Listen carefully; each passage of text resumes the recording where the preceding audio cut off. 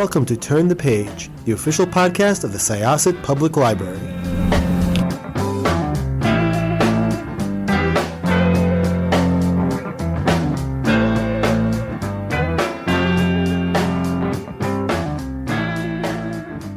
Hello, everyone. Welcome back to Turn the Page. I'm your host, Jenn, today, and I am joined by a writer and a historian who I admire very much. This is a very exciting interview for me.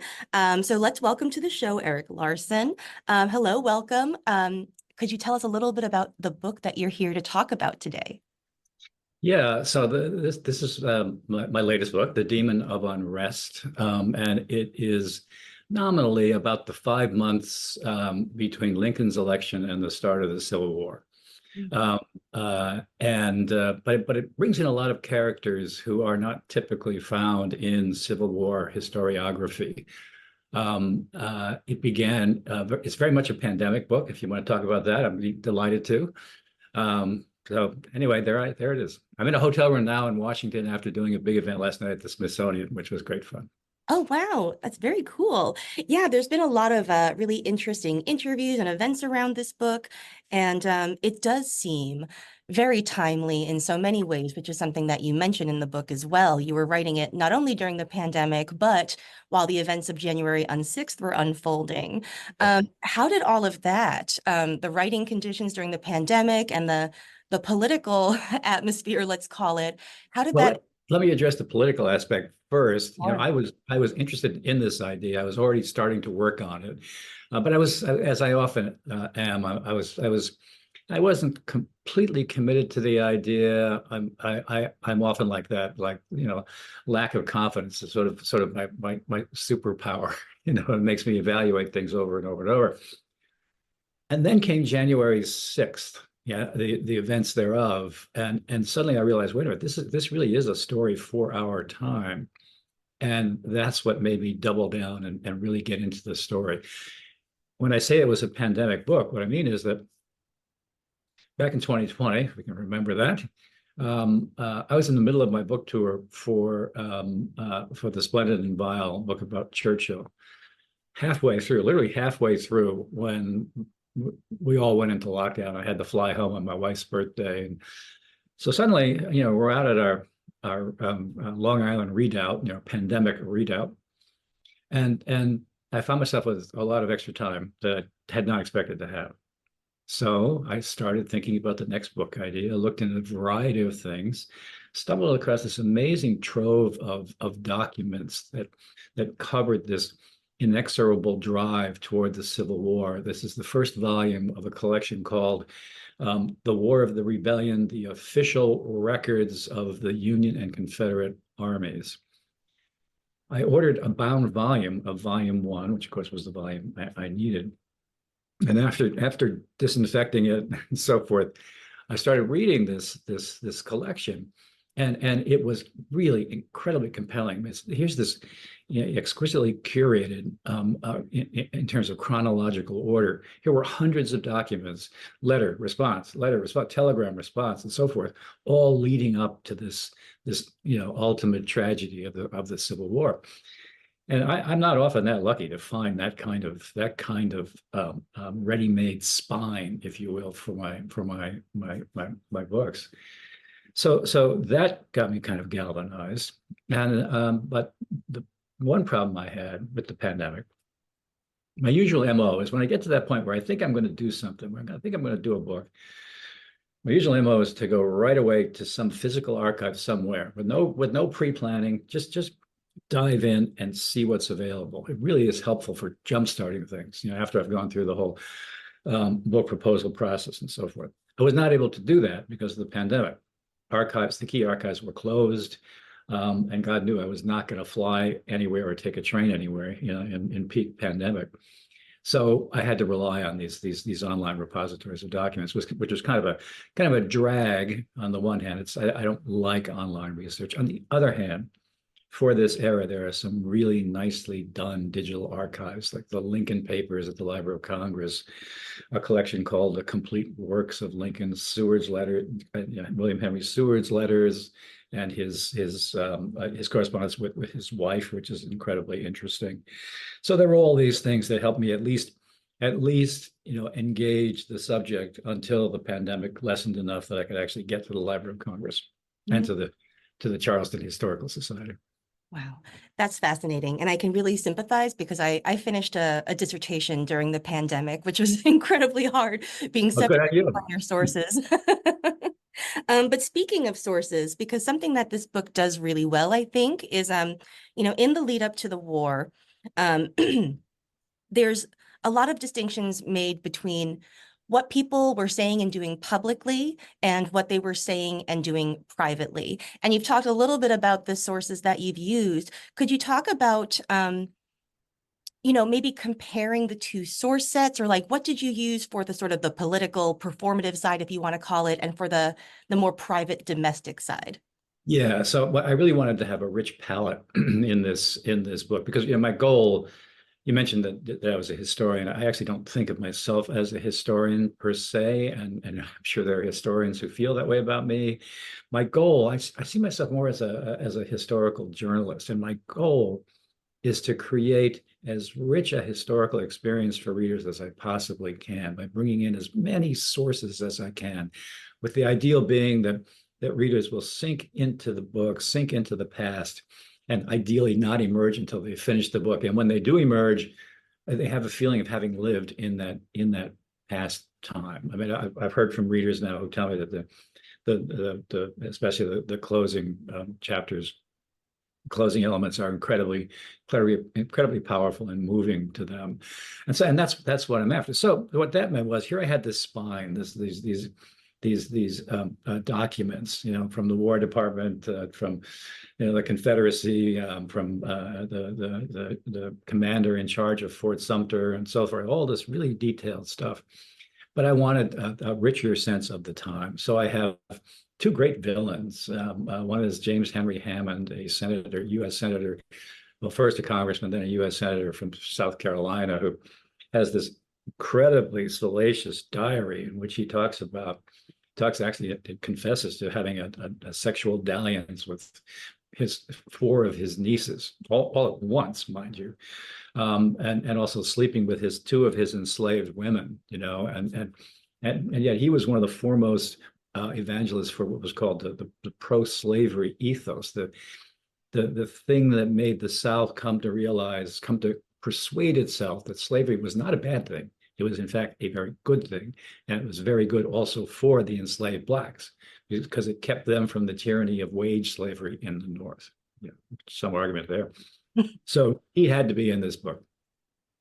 Another character, Edmund Ruffett, also a villain, absolutely hated the North, hated Yankees, was just full of hatred for anything even evoking the North. And he went around promoting secession wherever he possibly could. And actually, he was one of the first to. A lot of people in this era, yes, there was this conflict, but they didn't really understand. They didn't think that it would lead to a major war, a major conflict. Edmund Ruffin was one of the few who seemed to be able to see into the future with a certain amount of more clarity, maybe because he was so filled with hatred. That's how he interpreted what the future would look like. So he writes this book called Anticipations of the Future, which, the climax of the book is Southern forces overrunning New York City, burning every single house. There are charred corpses in the streets. and that's his vision. Didn't sell very well, and actually it was a terrible book, but he has a very important role in the end, which I don't want to reveal. Yeah. The villains are fascinating, and so are I guess what you might call the protagonists, or who we are on the side that we perhaps as modern readers more identify. I'd love for you to talk a little bit about choosing Major Robert Anderson as your sort of grounding figure for a lot of the narrative, not only around Fort Sumter for obvious reasons, but around the lead up to that. So could you talk a little bit about him and maybe what drew you to him as your sort of grounding character? Yeah, well, he sort of I mean, metaphorically and not so metaphorically, he sort of came to me. I mean, he had to be a central character. Major Robert Anderson was was placed in charge of federal presence in Charleston Harbor well before Lincoln. Well, not yet. Was he there before Lincoln's election or after? I'm fuzzy on that date. But anyway, he was placed in charge of federal forces in Charleston Harbor. Very likely he was placed there because he was very sympathetic to the South. He was Southern born. He was a former slave owner. His wife was from Georgia. Her father was a very famous Georgian planter and also a Revolutionary War hero. So there's a lot of speculation that the War Department put him in command at Charleston so that he might be more inclined to smooth things over, or even the sort of darker conspiracies. He might be more inclined to give up the forts and so forth under pressure. Total misunderestimation of Major Anderson, who was incredibly loyal, not so much to the United States, but to the United States Army, and to a degree that could not be shaken. And that was sort of the setup. And Major Anderson is such a cool character because he's just sort of he's initially in Fort Moultrie, which is one of the federal forts in Charleston Harbor, secretly moves himself and this very small garrison of his 75 soldiers secretly at night on the day after Christmas, moves into Fort Sumter, which infuriated South Carolina, absolutely infuriated South Carolina, and really intensified the conflict. But here's Major Anderson. Now he's at Fort Sumter, which is a classic sea fortress. It's a very large, forbidding structure surrounded by water. It is as yet incomplete at this point. It's been under construction since 1828, and we're talking now 1860. It is supposed to house 650 men. He's got 75. Many of the guns that will eventually be in this fort are just lying around on the parade ground within the fort. And so his mission is he's got to bring this fort up to speed with that minimal number of soldiers and get those guns in place, because he knows that something very bad could potentially happen. And I've thought about this a lot. That here's our Major Anderson at this fort. Over time, after he occupied the fort, the Southern forces and eventually Confederate forces began building gun batteries on every available piece of land near enough to the fort to hit it. So here you are, imagine yourself, Major Anderson. You're in this fort. You're in the middle of Charleston Harbor, and suddenly you are surrounded by really heavy artillery from all directions. And as this stuff is being established, put in place, you can actually hear the construction underway. I mean, it's like I think to myself that it has to have been a lot like, if you were a lamb tied to a post, and you're watching the butcher who's going to slaughter you. That's and in fact, actually, it had a serious toll on Major Anderson's health, and I believe, even though I wouldn't say it in the book, but his diagnosis by his doctor at the end of this whole story was pretty much a definition of post-traumatic stress syndrome. But anyway, so that's our Major. Mm. I'd love if you could also talk about the concept of Southern chivalry. My work was in medieval history, so I'm really fascinated by the South and the Confederacy's relationship to medieval history and how they interpret it. So could you talk about Southern chivalry and perhaps how this maybe contributed to the breakdown in the lead up to the war? Very important part of the story is this question of honor and chivalry. I mean, it was really an eye opener to me to read into this. I mean, I'd heard some of this stuff and I thought, that can't possibly be the case, But they referred to themselves, the planter aristocracy of South Carolina, referred to themselves as the chivalry, and they were devoted readers of the works of Sir Walter Scott and Tennyson and a writer named George, I don't know, I forget his middle name, George Sims, who also wrote chivalrous works.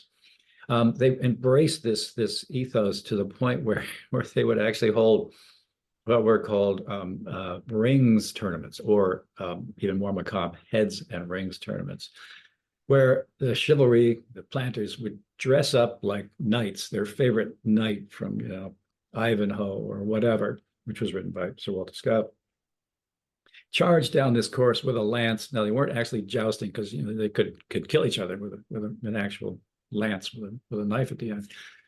But they would charge down this course, and the goal was to pierce a ring hanging along the court, and that was a measure of your prowess on horseback and also your aim with this lance.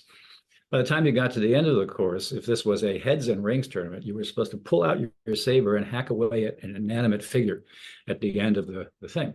So this shows how much they were into this whole chivalry thing. And the whole, you mentioned, studying medieval history. I mean, there really was this sort of almost sense like, they kind of wish they were back in the days of King Arthur. The reason this is important, because this whole question of honor, very important shift was happening in the world. In 1808, the United States actually banned the international slave trade, allowed the domestic trade to continue, but banned the international trade. And in doing so, was actually part of this global movement away from slavery, led by Britain. So you have the world moving away from slavery. You have the North becoming more and more ardent about its opposition to slavery. The rise of abolitionists. Garrison's newspaper, The Liberator, is founded in 1830 as Anti-Slavery Society. So this heated criticism of slavery. Meanwhile, in the South, the South was utterly dependent on slavery. And don't let anybody tell you it was not about slavery. It was. You can couch it in terms of states' rights, but in the end, it was about slavery. So here's the North attacking the underpinnings of Southern culture and society. So in the South, a very interesting thing happened. Initially, even Southerners felt that slavery was sort of a necessary evil. But then they sort of shook that off and became devoted to this concept that I'd mentioned earlier, the pro-slavery ethos, the idea that no, slavery is actually a positive good. And James Henry Hammond led the charge on that one. So you had the South becoming more and more convinced that they were on the side of the angels in keeping slaves. And you had the North telling them, no, you're on the side of the devil. And by doing so, the North was not just criticizing the South, it was besmirching the personal honor of these Southern men. And that could not be countenanced. That really fed fuel into the fire of conflict in the South. It's so fascinating. And I think it's a good reminder that even when you're looking back at history, those people were all shaped by how they interpreted the history that happened before them. And that's always at play in the present. But thank you so much for talking to us on our show today. This book is really fascinating. And it was such an honor to get to talk to you about it. Thank you. Hey, pleasure. Long Island, Semper Fi. I grew up in Freeport. Oh, excellent. Oh, yes, we're very close by. So all right, listeners, it's now your turn. Please check out The Demon of Unrest. It's a beautiful, riveting book. You're going to really enjoy it. And by the time that you hear this, it's out. It's out now. Thank you so much for joining us. It is now time to close this chapter. It's time to close this chapter of Turn the Page. Join us for the next episode.